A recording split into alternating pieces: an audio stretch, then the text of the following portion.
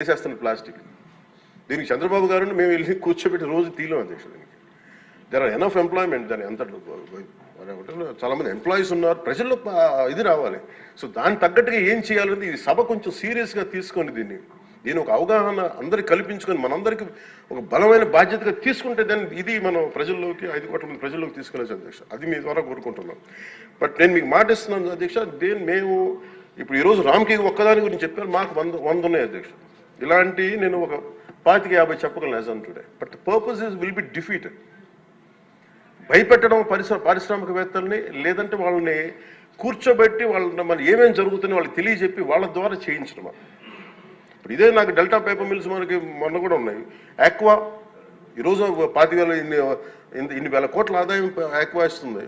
అది ఎంత pollution create చేస్తుంది మాట్లాడాలంటే. కానీ ఇండివిజువలైజ్ చేయలేదు. It should be total policy.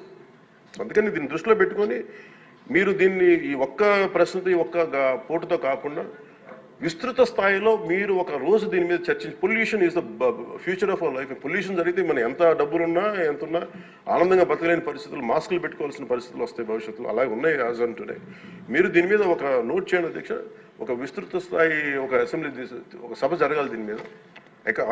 ఆ రోజు వచ్చేలోపు మేము ఏమేం చేసాం, ఈ రోజు గౌరవ శాసనసభ్యులు లేవనెత్తిన అంశాలన్నిటికీ నేనే ప్రత్యక్షంగా వెళ్ళి ప్రతిదీ నేను పరిశీలించి నేను దాని మీద సరైన మీకు ఒక నివేదిక అందజేస్తాను. నేను మీకు హామీ